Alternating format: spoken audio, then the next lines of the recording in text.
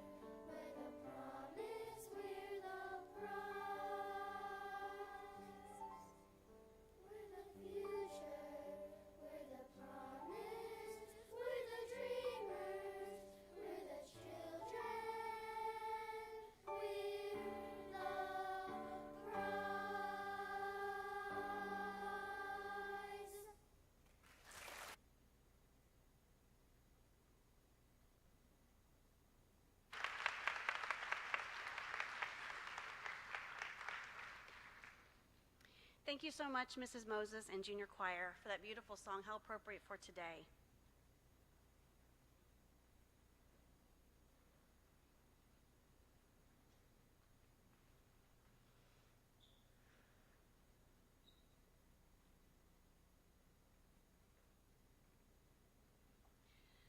Students, your teachers have prepared some thoughtful remarks for you and for your family today. But before we hear from them, Mr. Mohit has some special thank yous to share on behalf of all of us. Mr. Mohit.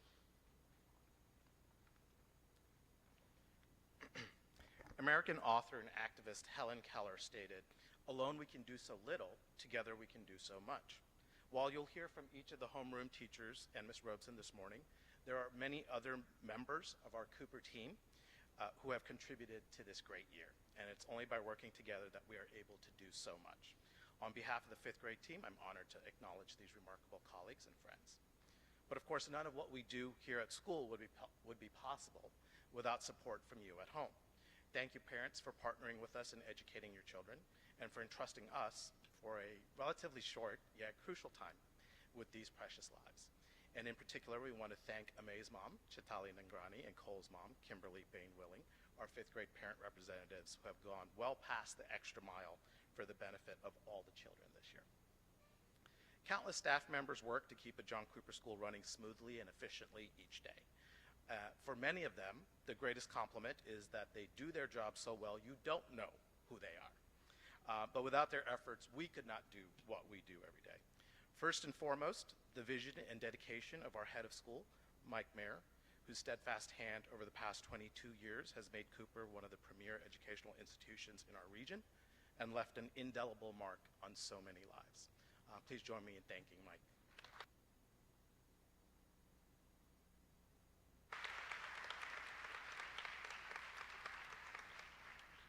Head of Lower School, Teresa Robeson, and Assistant Head, Beth Lyon, whose support, compassion, and consideration foster the welcoming and nurturing environment of our pre-K through fifth grade family. Caitlin Ramirez and Cindy Harris, without whom vital information and irreplaceable emails would be lost in the ether, lunches and birthday treats would perish uneaten, and countless appointments would be missed. Linda Donald, who's always available for our students, has done incredible work with fifth grade student counselors, and Becky Hafer, who supports our students and teachers to maximize learning time. Jay, who makes sure after-school hours are as engaging and safe as our regular school day. Our food services staff, led by Ryan Willis and Nikki Purnell, who keep us nourished and fueled. The security team, led by Steve Hahn, who's always watching out for us and sweating to get more cars in and out of the school gates quickly and off of Woodlands Parkway. The IT department, led by Rodney Lisenby and Scott Ardell, who take care of our tech needs with speed and skill. The school nurses, Kate Pollender and the incomparable Luisa Flores. The lower school nurses. The school year would not have been possible without their expertise, their caring, the patience they show with all of their students, with all of their patients. Whether we suffered from lack of sleep or lost teeth, scraped knees, or something slightly more serious, they're always at the ready to keep the whole community safe and healthy and ensure that we could be here in order to learn and grow. Please join me in thanking all of those wonderful staff members. Sure that our fifth graders kept the entire lower school informed and entertained with JCLS News. Jennifer Fuentes, our lower school librarian, of our co-curriculars, to please stand. And I'd like all of us to join me in thanking these wonderful.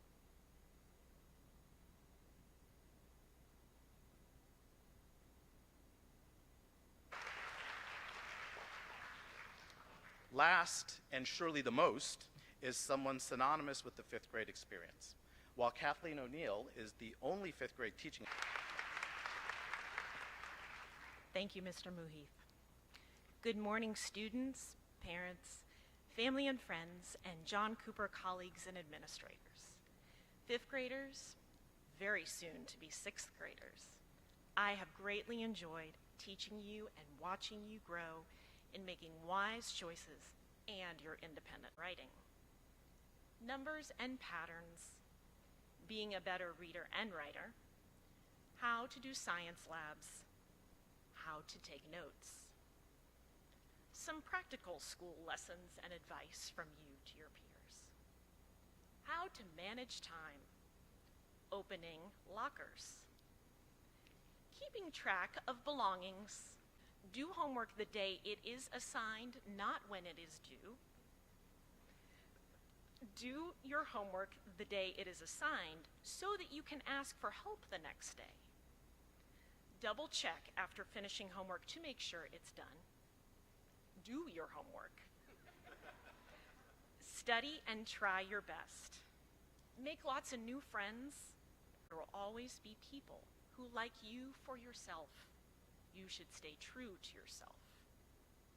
And don't be too shy to be yourself. Show good sportsmanship. Congratulate someone if they win something. Being cool is less important than being happy. Stay true to yourself no matter what anyone else says about you. General advice for life. Think before you speak. Listen to others when they talk. Smiles make all the difference. When you say thank you, smile. The way you act makes you, you. Always tell the truth. Always be grateful for what you have. Always finish strong to be the best you can be.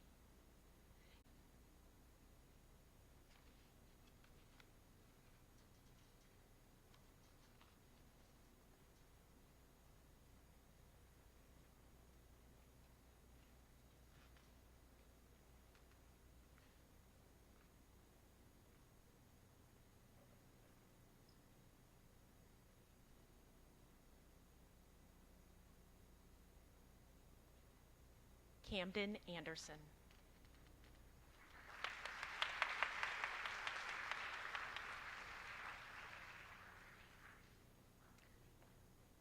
Madeline Brentz.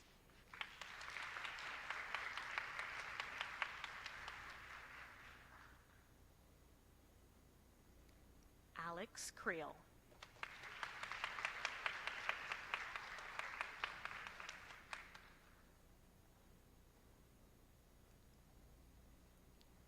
Abby Fideli.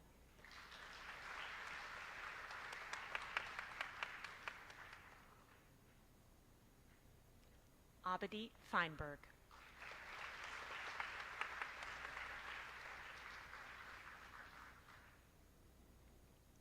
Gabrielle Fitzsullivan.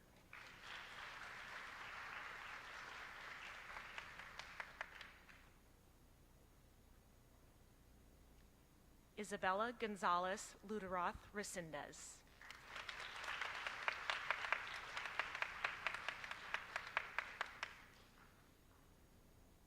Bo Hurd.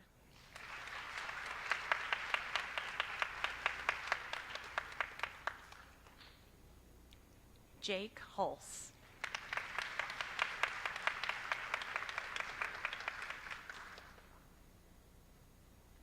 Landon Jackson.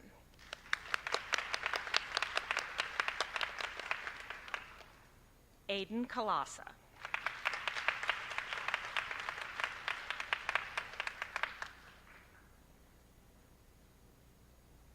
Kai Morris.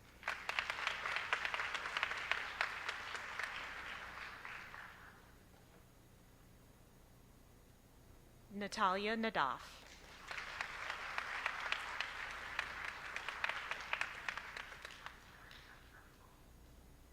Lucy Pike.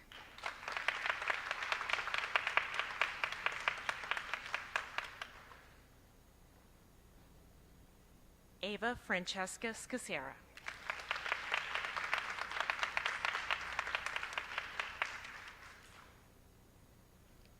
Annalise Smith.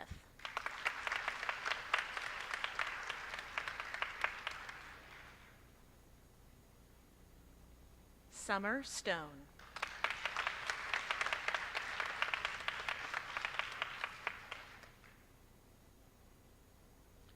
Carl Fielma.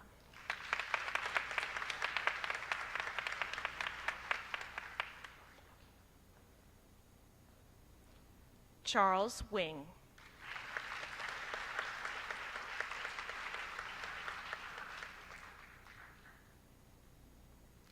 Kayvon Usanasana.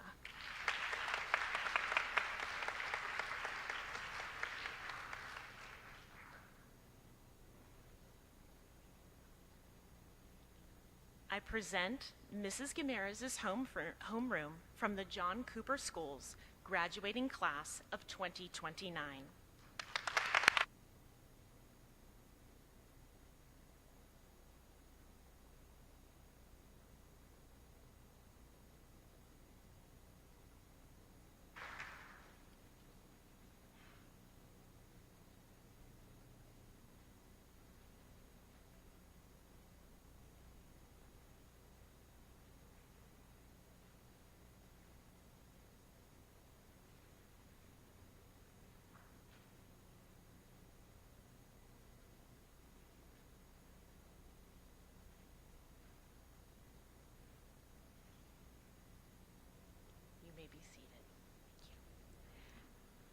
And now, please join me in welcoming Mr. Samir Muheeth back to the podium.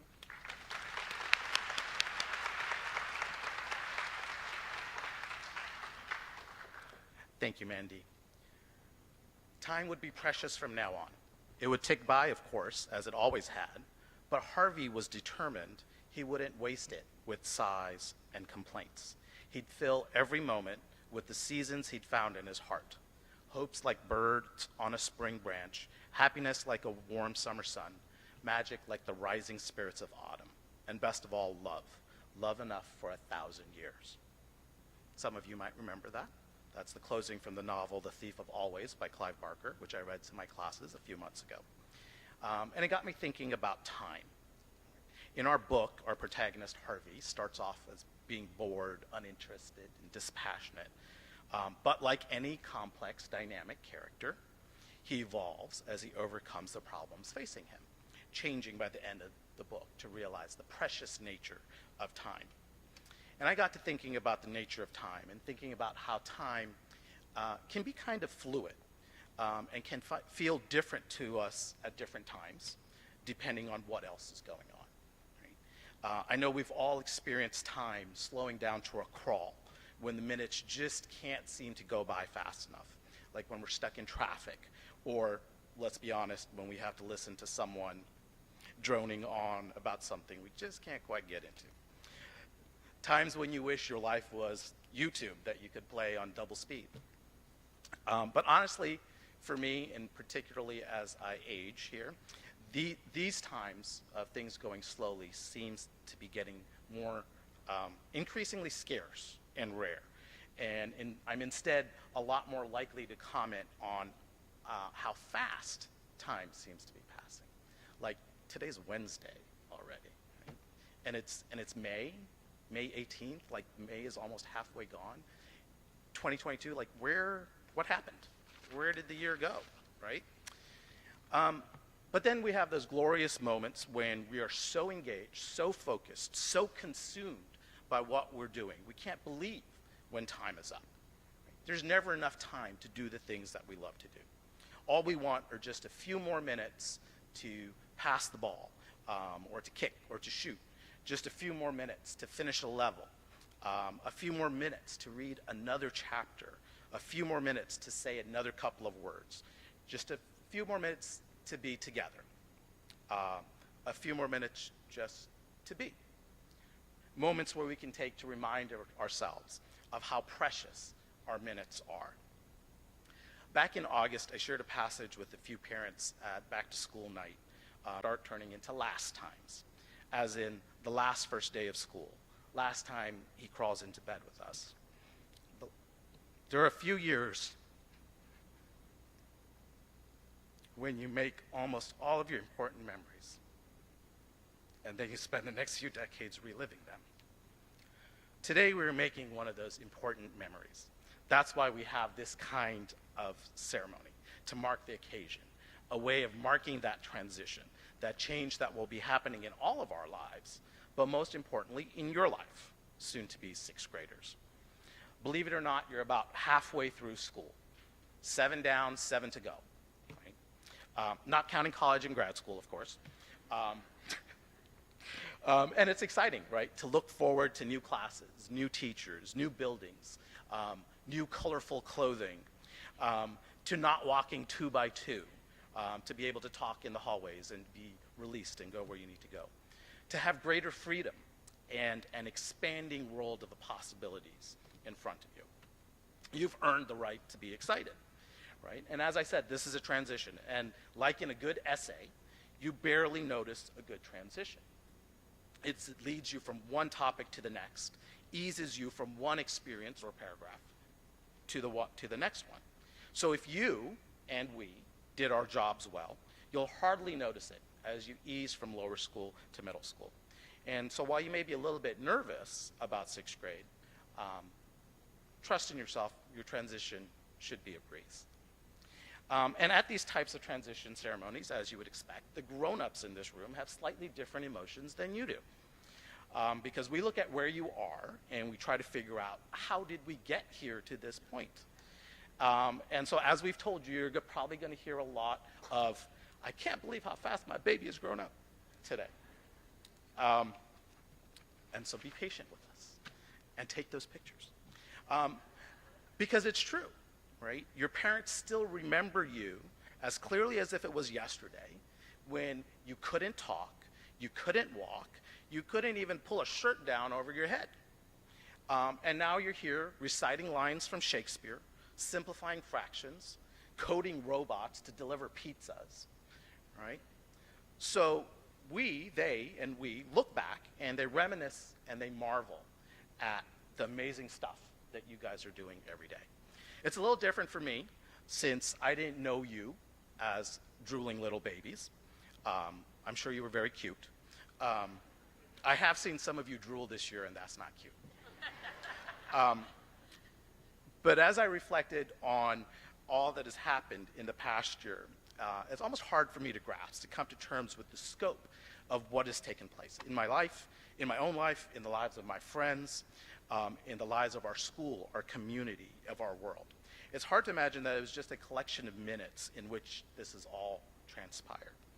But what really blows my mind is that a year ago, I didn't even know who most of you were. And today, it's hard for me to imagine a world where I don't know you and I don't have you with me almost every day.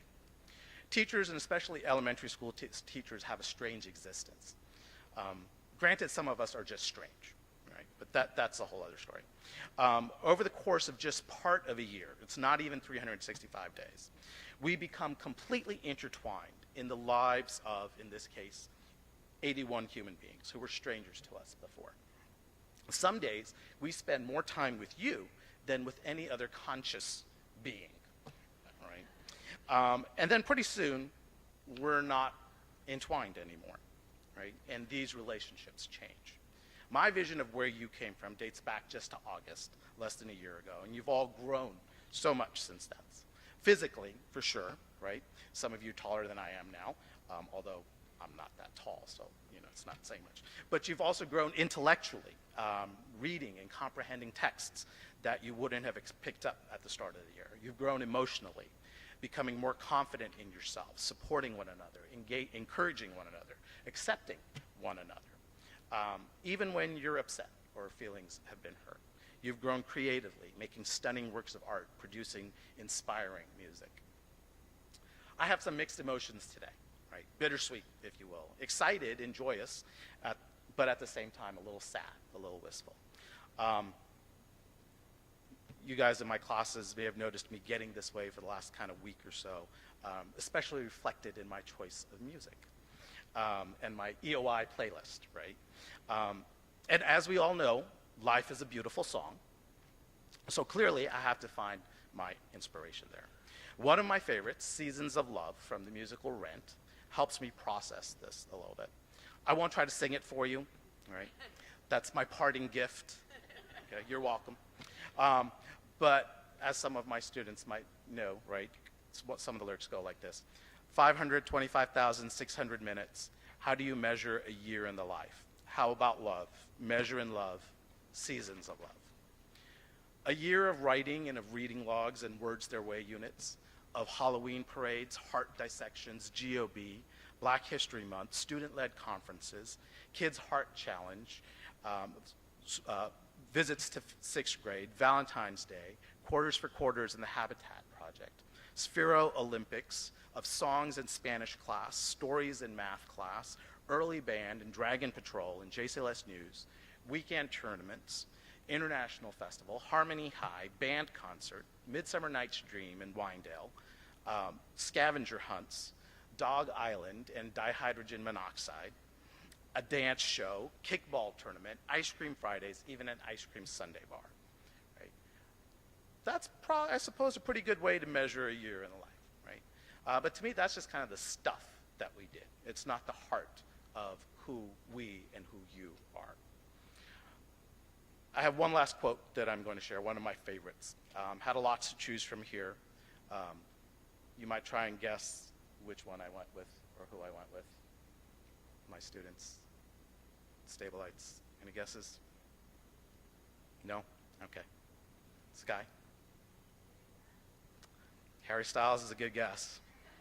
It's a good guess. Owen? Beatles, also a good one. Sloan?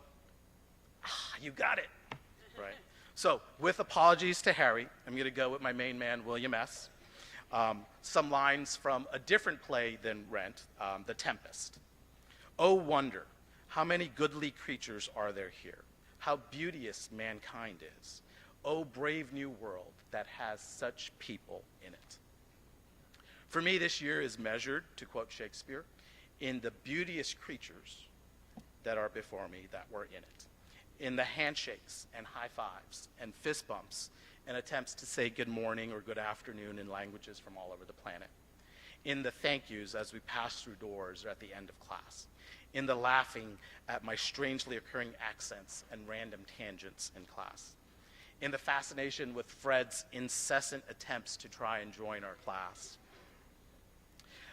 It's measured in my sore throat and the applause at the end of a perfect day of twice sharing my solo version of Shakespeare's story about some kids in love, some crazy fairies, and a killer death scene.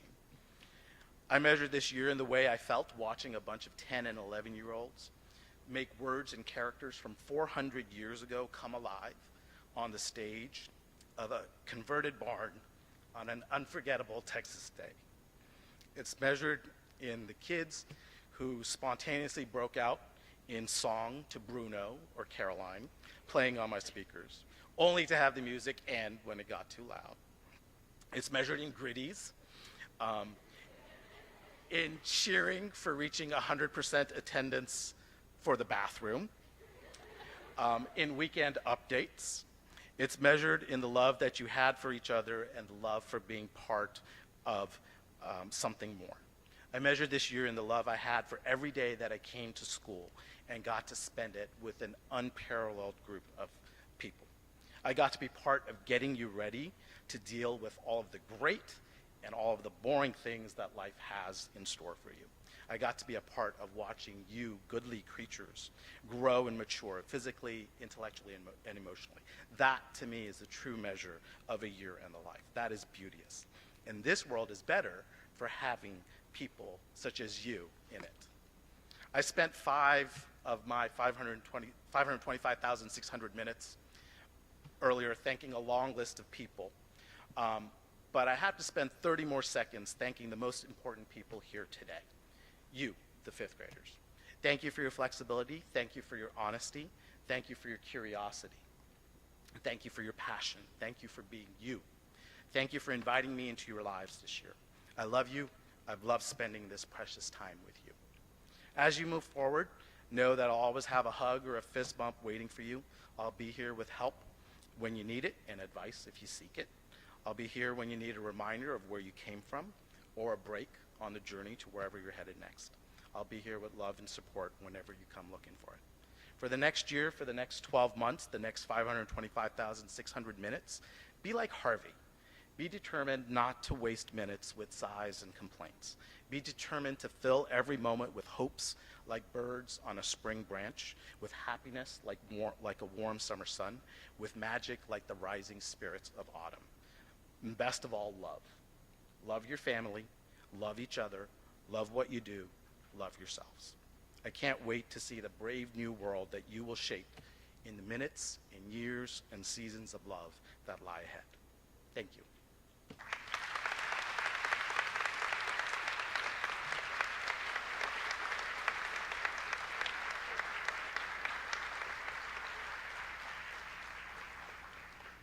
Mohithians, please stand.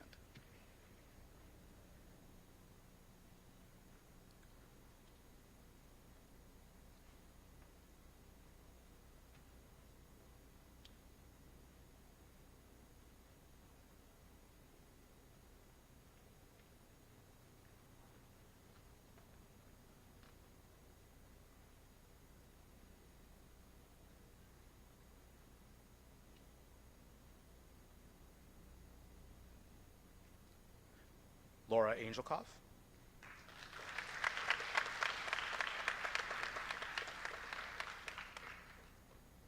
Arjun Bansal.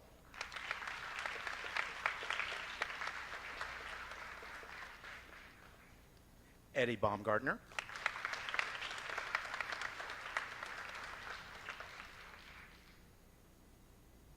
Hamza Chada.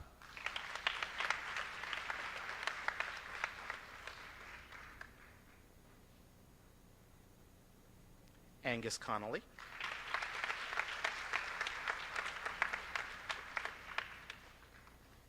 Reagan Cookson.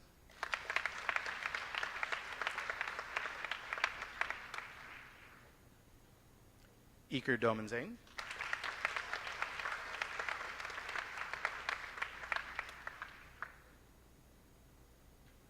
Andrew Fote.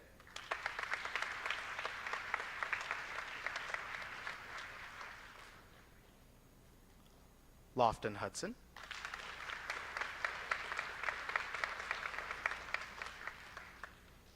Gavin Lewis.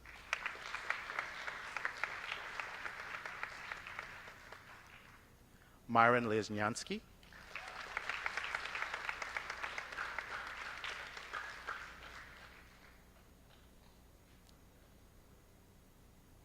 Sky Youngdahl.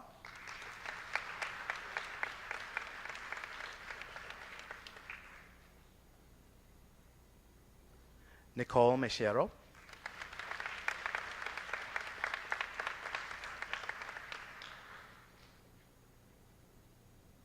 Cosimo Raffo.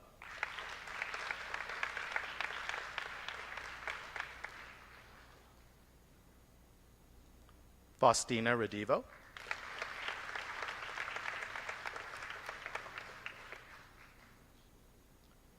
Nora Sagel.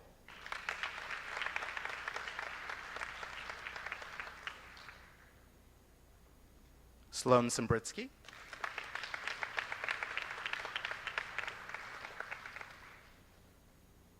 Ali Sharif.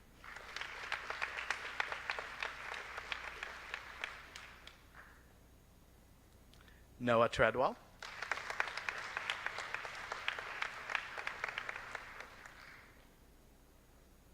Joyce Williams.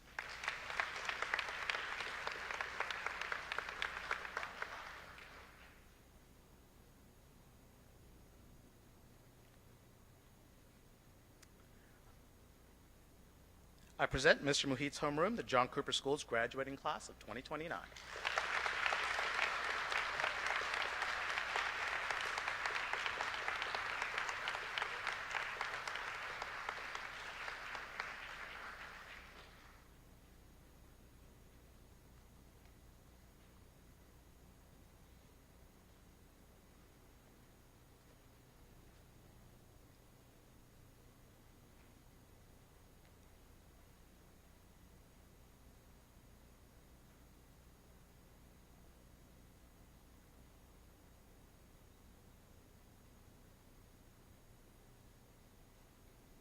Thank you. You may be seated.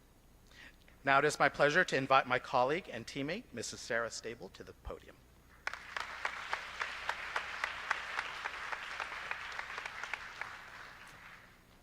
Good morning. It is truly an honor to have this chance to address you all. And each year when I begin brainstorming about what to say on this day, I, like Mr. Muhith, am overwhelmed with emotions. I'm nervous, and I'm anxious, and about knowing what I should say, knowing that I can't possibly sum up all that it means to be your teacher in just a few short minutes. And anyone who knows me well knows that I do get choked up and emotional, and the last day of school and this recognition ceremony is certainly a trigger for me. Today marks the day when you're no longer officially my fifth graders. I've grown to know and care for each of you, and I'm so proud of you, my fifth graders, for all you've accomplished, but I'm not eager to let you go.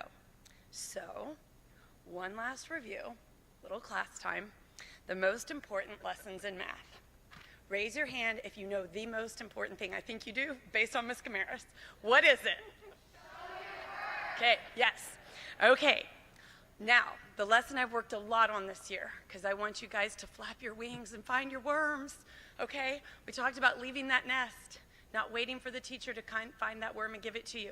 So you're lost, you're confused, you're a little unsure how to do something. What's the first thing you should look back at? Gus? Your notes. Your notes. Look at what you yourself wrote in class. Okay, if you don't understand it after your notes, next thing, Tucker. The tiles, the internet, look at what you see there. If you don't have internet access, what's the other thing? The 1980s version of internet? Your textbook. Yes, your textbook.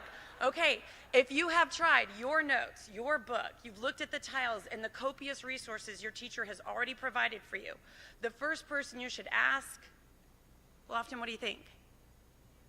Other students in your class, they were there. They know. Your mom wasn't there. She's brilliant. But when you ask her, how do you do this? She's like, let me find your 1980s version. And then an hour later when she says, what do you mean you don't understand this? I thought we sent you to school. And you're like, why did I ask mom, right? Okay, so ask a friend who's in your class, okay? A friend that's good at the class. Good at the class. And last, you've done all those things. What's the next thing to do? Okay, Abby. Ask your teacher, make an appointment. We're here for you.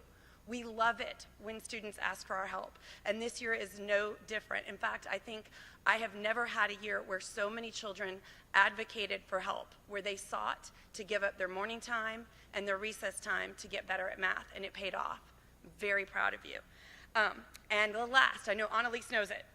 I didn't have that plan, I just knew she had it because she's used it. The best question, you're in math class, you don't know how to do it, you're very confused. What question do you ask, Annalise? Can you show me another problem like that? That is the best question to ask in math class. We do not ask, or we do not state, I don't get it. Okay, we don't say that. All right, my work is done. You're ready for middle school. Okay, now, throughout the year, I also tell you little life lessons. And this last day, it is a pleasure to retell one. Some of you have been asking which one it is. The last time I told it, or the class that's now 8th graders, so I apologize to any parents who did hear this already. And this is a student favorite because it's funny, and it's my favorite because it has not one, not two, but 3 life lessons. So guys, you know which one it is? What is it? The bus story. Okay, so it was the 1980s, and the internet was books. And it was the spring of 1984, and I, like you, was finishing elementary school. But it was 6th grade, not 5th grade back then. And I had attended a small private school that only had 16 students in the entire 6th grade. And I was so excited to venture off into my local public high school for junior high.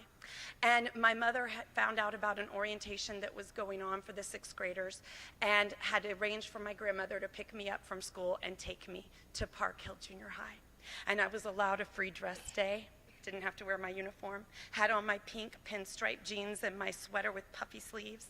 And off I went. And my only goal was to get to the cafetorium. That's where I was meant to meet the high school student, the counselors who were going to tell me about the electives and the courses and whatnot.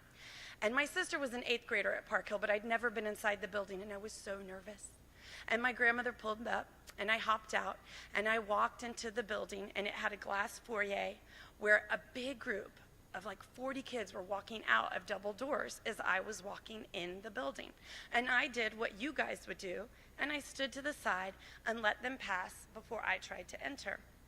And as I tried to enter the building, the teacher, who I later came to find out is Coach Springer, looked at me and said, "Where do you think you're going?"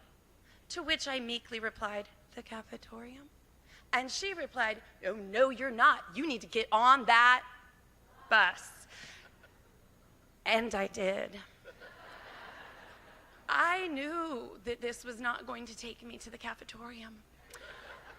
I knew this was not where I was supposed to be, but I was too scared to tell this woman I did not know that I should not be getting on this bus. So I climb aboard, and I sit down next to a boy who says, "You look really familiar." Because again, remember, my sister goes there and she's in 8th grade, and by the way, we look almost like twins. So I said, "Yes, my sister goes here," and he says, "Well, do you go here?" And I go, "No, I'm in 6th grade." And I said, "You're Kenny, right?" And he was. Kenny Shattuck's acid wash Jordache jeans, business in the front, party in the back.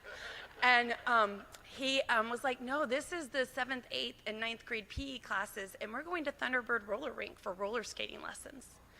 And I was like, "Okay, I got this," because I love roller skating. And I have been to Thunderbird. I've had birthday parties at Thunderbird. So this is not so bad. So we ride to Thunderbird, and as we get there, the other coach, Coach Holiday, who is your Texas football coach image, big barrel chest, red mustache, he calls roll. And after he calls roll, he says, "Is there anybody's name I did not call?" I raised my hand, and he's like, and who are you? And I said, I'm Sarah Roberts. And he's like, well, why are you here? And I said, she told me to get on the bus. And he looked at me, and he said, we'll get you some skates and skate, girl. And I did. And it was fun, and I won a race, got a free Coke. Kenny bought some sprees at the snack station, and he shared some with me. It was a good day. I got back to Park Hill Junior High, got off the bus, never made it to the cafeteria, never got orientation. My grandmother was there waiting for me. And I went back to my school, Parish Episcopal, and went about the rest of my day. At the end of the day, my mother, who taught at Parish Episcopal, and I left school and went to go pick up my sister at Park Hill Junior High, where she got in the car and exclaimed in horror, do you know what Sarah did today? Everyone came back and were like, your sister got on our bus and went on our field trip. And so became the embarrassment. And when my brother caught hold, who was a junior in high school at that time, of this story, he is a teaser who could not let this go. He started teasing me about how I love buses. He started teasing me about how I think it's so big I need a bus to get the cafetorium. So anytime there was a yellow bus, he'd like say, hold her back, Mom, hold her back, she might get on, there's a bus. And I started to become very ashamed of this mistake, this honest mistake. And so as the real 7th grade year started, I thought to myself, I cannot let anyone know that this happened. This cannot get out. And a couple kids that I met when I started, junior high, said, hey, weren't you that girl? And I said, no, I don't know, what happened? And I just lied, like a liar. And I made it through. 7th grade, no one knew. Although it was kind of embarrassing during the PE unit when we went roller skating, and Coach Holiday was like, you have any questions, you ask Sarah, she knows all about it. So I made it through 7th grade. No one ever teased me. Made it through 8th grade. No one found out. Get to 9th grade. I'm like, I got it. No one's ever going to find out my deep, dark secret because no one's left at Park Hill Junior High who was on the bus with me, save Coach Springer and Coach Holiday. And as it would happen, at the end of 9th grade, I had my first little date. A boy had asked me out, and he was 1 year older, and my mother said I could go so long as my sister went with me, a little double date. Well, that same brother found us out, and he decided to show up too. He didn't want my sister to be the one to get all the fun to go on my first date.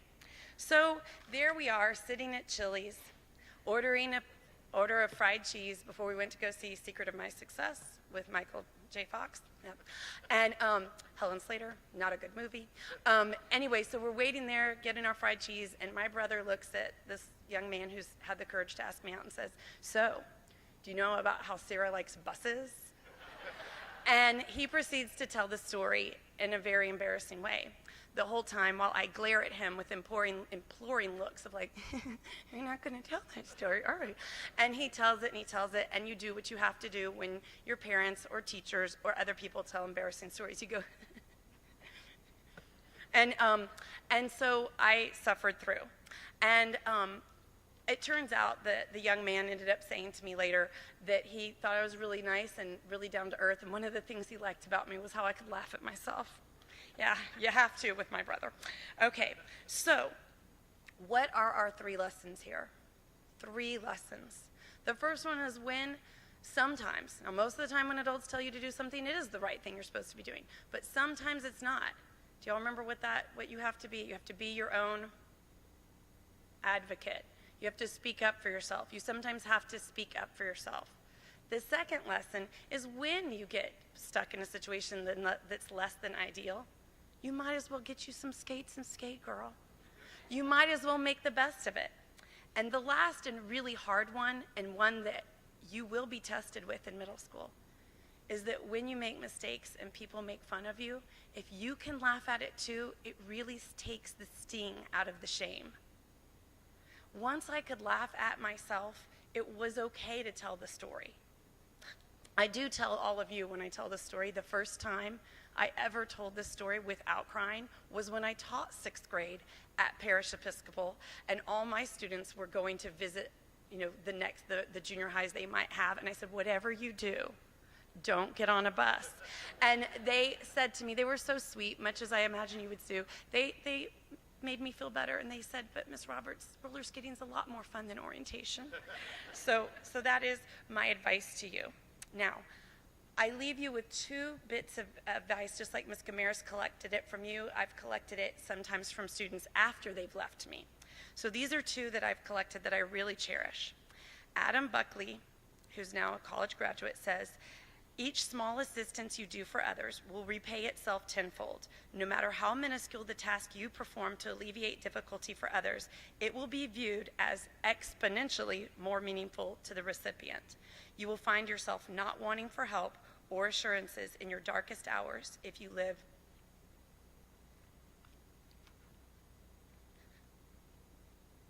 I'm sorry that choked me up. If you live by this principle, I just know that I do get that from these colleagues and from you parents, and I appreciate that.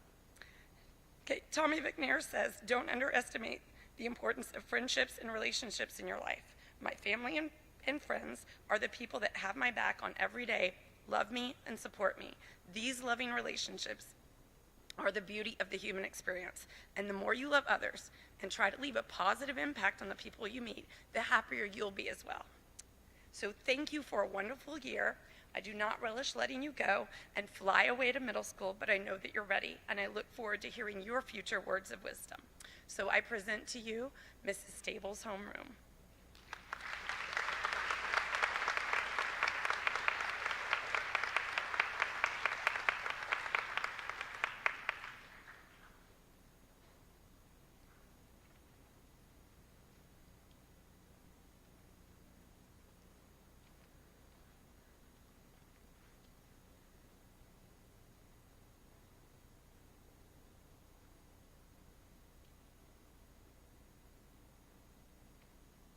Maran Ashraf.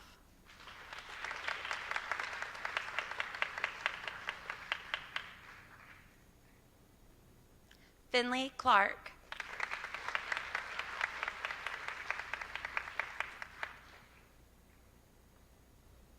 Bennett Dansby.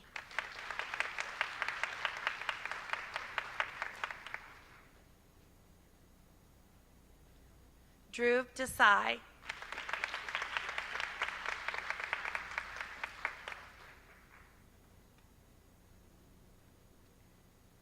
Emilio Fernandez Villarreal.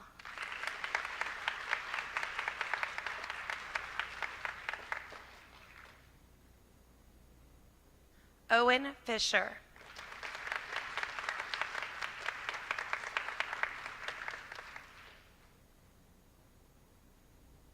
El Gudri.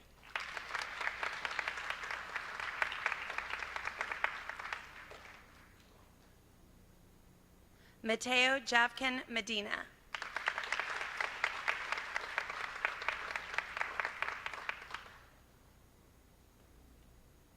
Premi Kithen.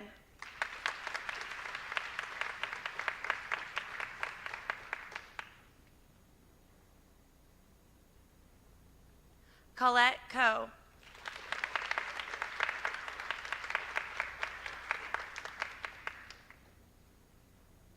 Landon Lim.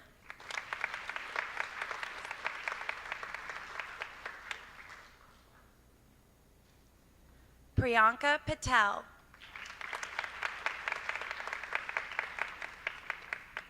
Alana Price.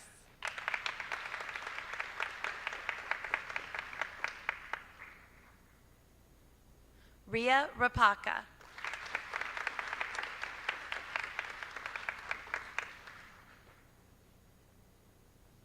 Amay Reddy.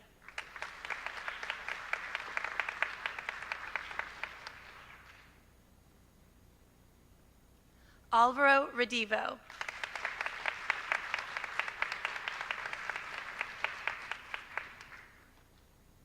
Thomas Scully.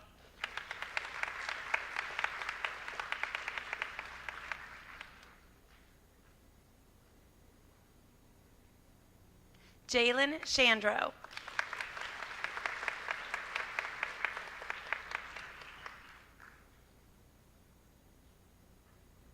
Noor Verster.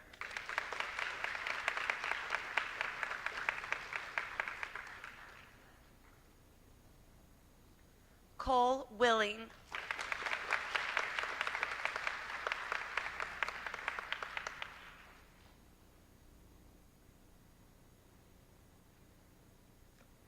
I present Mrs. Stable's homeroom, the John Cooper School's graduating class of 2029.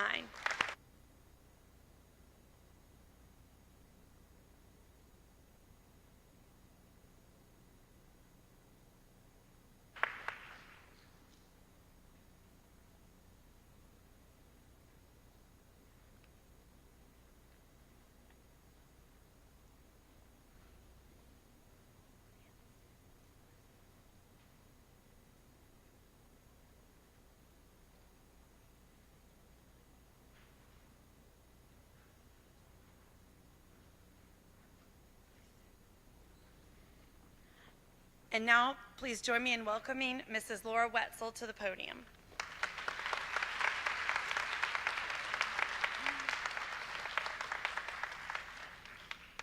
Hello. I am extremely honored to have had the privilege to spend the past 9 months with each and every one of you, the class of 2029. I have enjoyed getting to know each of you as individuals. This class is made up of a lot of creative, talented, and hardworking students. Throughout this year, I have enjoyed watching your faces light up when you discover new things. I can tell that you have a love of learning. I hope that you never lose your natural curiosity. As this school year comes to a close, it marks the end of my 23rd year here at the John Cooper School, and I still get excited every day about all of the cool things that we get to do together. I love to discover new things right alongside of all of you. Thank you to all of you who are patient with me when we are trying to learn new things. I appreciate those of you who help tutor me on the basics and some helpful cheats to use when playing Minecraft, the educational version. I learned that the Minecraft world is very realistic in some ways. One thing that is certain about teaching science, it never gets boring. The learning is never done. The more we learn, the more I realize that there is so much more for us to learn. Thank you, students, for not just going along with some of my crazy ideas and passions, but becoming passionate about some of them yourself. Parents, thank you for sharing your children with us. Our time together has felt all too short. I realize that I am truly blessed to be able to work with such amazing children along the side of incredible teammates and with the support of our wonderful administration. Back there too. The John Cooper School truly is a magical place to be. Now, as a science teacher, I understand the importance of math. I like to call it the language used by scientists. I enjoy doing research, collecting, and analyzing data, so every year I survey the 5th grade students to get their perspective on the best and worst parts of their 5th grade experience. I start by letting them nominate their favorite activities, and then each child votes for their top 10 and their bottom 3. So, and now, here are the results for the 2021-2022 school year, starting with the bottom 3, in no particular order for the bottom 3. Number order. Review and reflect. It appears they don't like to review and reflect on their mistakes or behavior choices. Okay, and number 3, the third thing that is on the list is the coronavirus. Now, if this was like American Idol and I could eliminate some of those, I think I would choose coronavirus if it was in my power. And now the one that will be eliminated next year would be, coronavirus. Okay. Now, on a more positive note, there are so many nominations and all of them could not make the top 10. So I thought I should give out some honorable mentions. So here are some of the things that you nominated that didn't get in the top 10, but still was a lot of people voted for them. FSCA, which is our 5th grade science club, the Strawberry DNA lab, the Heart Dissection lab, Kahoot reviews, Fat Bear Week, book clubs, Code.org, the Little Bit Electronics, and having art in the art barn. And finally, what you've all been waiting for, the top 10 in reverse order. Coming in 10th, we have the ecology games, Quick Frozen Critter, Oh Dear. Number 9, Kickball at Recess. Number 8, the musical and the band concerts. Number 7, Having Lockers. Number 6 was a tie between Minecraft education and friends both old and new. And number 5, a tie between 3D Pens and the JCLS News team. Number 4, Ice Cream Lab and having amazing caring teachers. Number 3, the Spanish games. Number 2, Stable Stories, life lessons. And coming in number 1 this year, Shakespeare at Wine Deal, the field trip and the experience.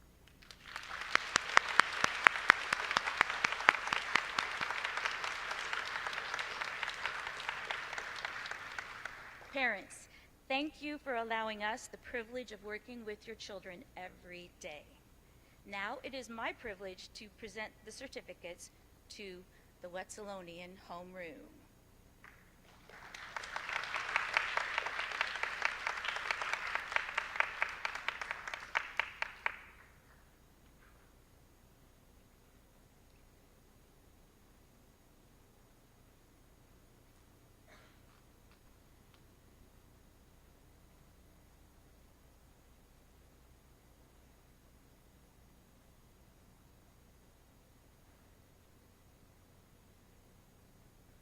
Carolina Angelo.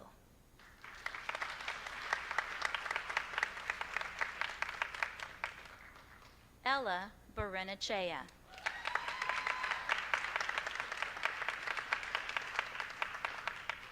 Michael Bergfield.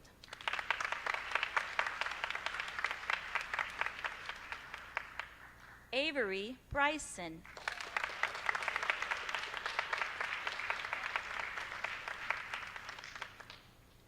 Christopher Buck.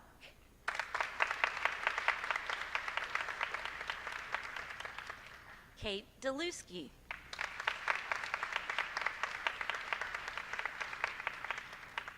Isabella Fitzsullivan.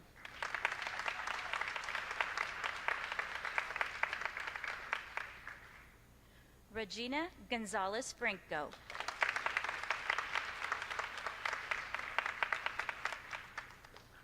Ella Gubadia.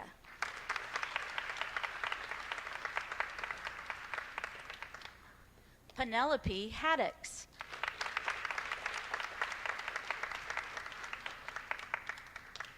Gus Hebert.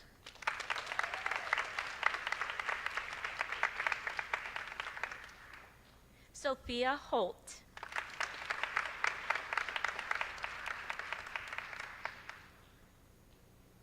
Cortland Jackson.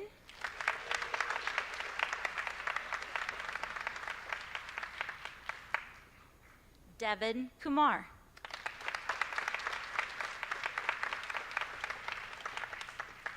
Julian Matskin.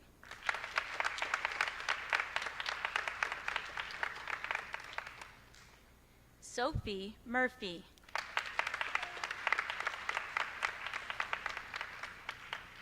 Charles Pate.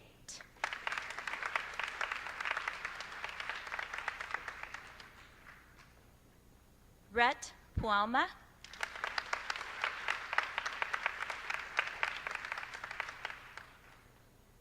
Benjamin Pop.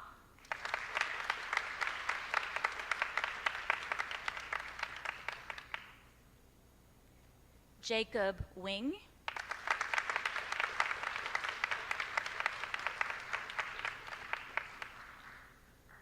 Morgan Youngblood.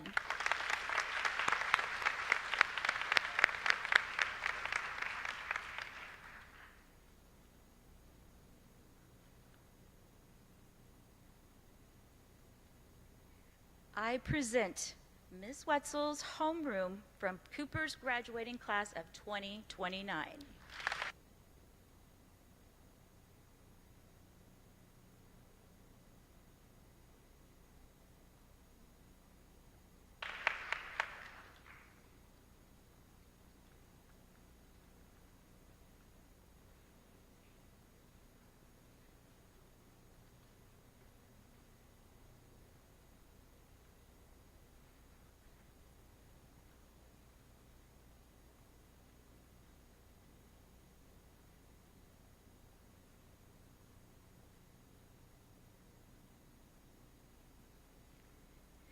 please join me in welcoming back to the stage, back to the podium, Ms. Robeson.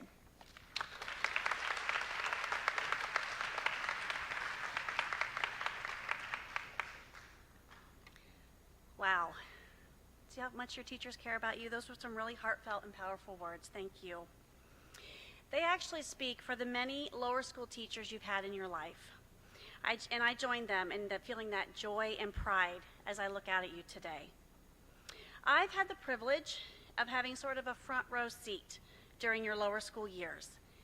And whether you came to us in pre-K or this year or somewhere in between, I've watched you grow and learn, had conversations with your teachers, maybe even your parents about you, felt pride at your accomplishments, even worried about you sometimes. And my question for you today is this: what exactly are we celebrating? What does this day mean? What this day might mean for you students. First of all, I want you to look down at your lap. What do you see? What do you see? What's on your lap? Not the certificate. What are you wearing? Khaki pants or a skirt, right? I want you to know it's quite possible we've ruined you for khaki. Maybe for the rest of your life. Now, maybe you've mixed it up a little bit with black or navy. In that case, maybe we can salvage khaki for you. My own daughter sat in these same seats many years ago. They're now finishing 10th and 12th grades. And I can say I've rarely seen them wear khaki in all these years. That's okay. There's lots of choices. What else does this day mean for you? Well, as your teachers have said, it probably means you're looking forward to more independence. That's appropriate. Not walking in lines everywhere you go, not even 2 by 2. But even though you're not going to be led around by teachers, around campus by teachers, and you won't walk in lines to your classes, I know that when I see you, you'll be walking in pairs and groups with friends you've made in the lower school and with new friends who come to Cooper in 6th grade and beyond. Friendships are so important, and I feel confident that you leave the lower school with the social skills you'll need to develop and maintain friendships forever. This day definitely means taking on a new challenge, a new adventure, and you are ready for it. Your parents may not feel quite ready for it, but you are. What this day means for your teachers, as you've already heard a little bit. Well, first of all, it means they'll miss you. They really will. So will I. So will Miss Lyon. Your teachers have gotten to know you. They care about you. You've obviously developed little inside jokes, right? We heard those all throughout their remarks, kind of like a family. And part of them is sad, as you heard, to see you move on. But this day also means they're hoping they've prepared you for what comes next. They hope they've made a difference in your life. They hope you'll speak to them when they see you around campus or at HEB or Kroger. All your lower school teachers, all of them, have poured their hearts into you, maybe even lost a little bit of sleep over you. And they would love to hear how you're doing and what you're doing. Never think they've forgotten you or that I've forgotten you, because we won't. You know, I've known a lot of teachers over the years. I've interviewed many teachers by now. In fact, I myself have always been and always will be a teacher. And I want to share something with you I've noticed. Most teachers, when asked, usually in an interview, why they chose this particular job, why this profession, oftentimes one of the first things they talk about is a particular teacher they had and how that person meant something to them and how meaningful that relationship was. This job is kind of a pay it forward kind of job in that way. And I hope that no matter where your life takes you or what profession or job you end up doing, I hope your teachers are always part of your story. For your parents, what does this day mean for them? Your parents are probably thinking how much you've changed and grown, yet there's still that special Eunice that no one else, not even your siblings, can replicate. They too hope you're ready for what comes next.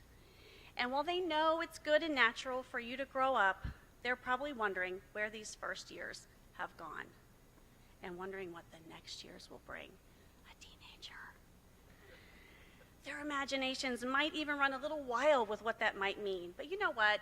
In reality, you'll still be that wonderful, unique miracle they welcomed into their world not that many years ago. Be sure to give your parents lots of hugs today and always, and take those pictures. Don't roll your eyes.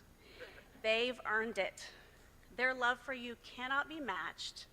You can always, always count on them, and they will always welcome those hugs from you. Never stop hugging them. Let's talk about learning. Now, whether you have spent 1 year here, or 7 years, or some number in between, think about all the things you've learned over these years. You've learned how to tie your shoes. It's a pretty big one. You've learned the difference between tattling and needing to tell an adult, a trusted adult. You've learned how to choose a just right book and what genres you love most. You've learned countless friendship skills. You've learned how to write a personal narrative and persuasive essay.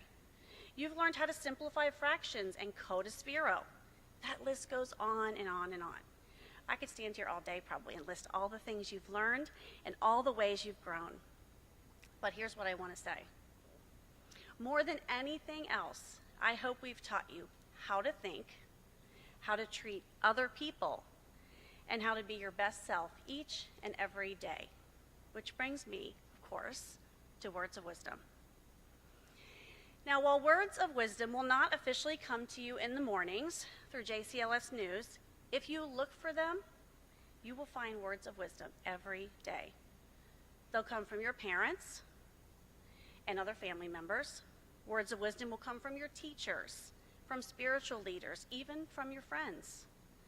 And as always is the case, and this is important, it's not hearing the words of wisdom that matters, is it? It's what you do with those words of wisdom that makes all the difference. And so one more time, with something to think about, this is Mrs. Robeson. Make it a great life journey or not, the choice is yours. Students, if you'll please stand. I present to you the rising sixth graders of the Cooper class of 2029.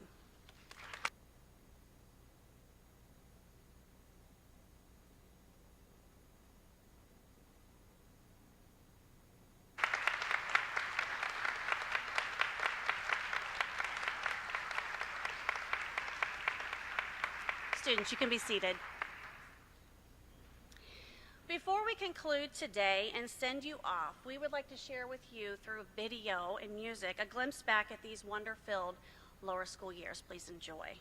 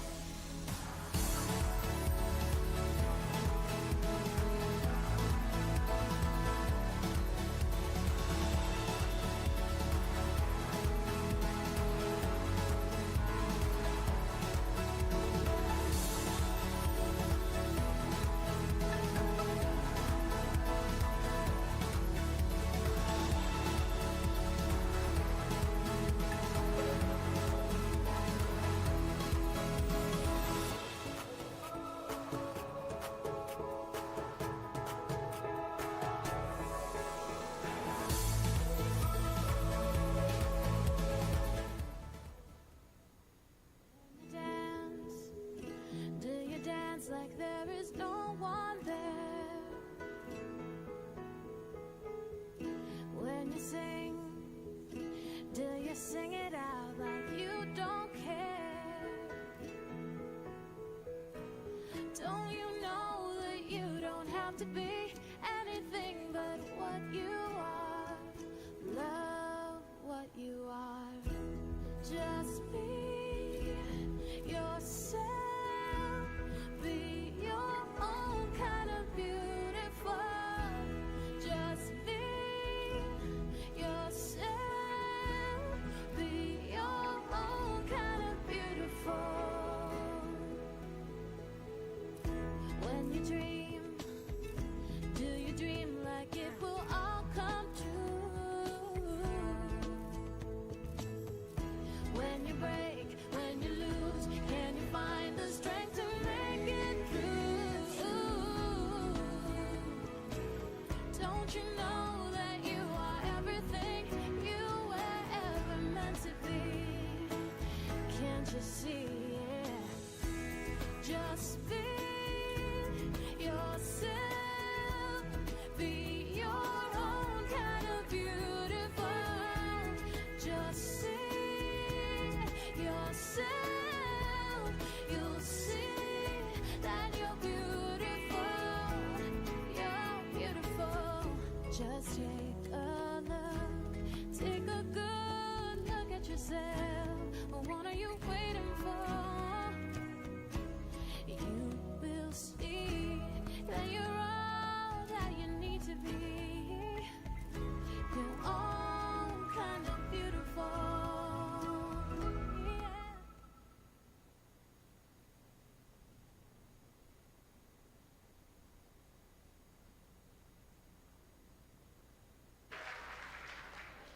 That last song puts a lump in my throat. I don't know about you, if you were listening to the words. Val, you know what I'm talking about up there.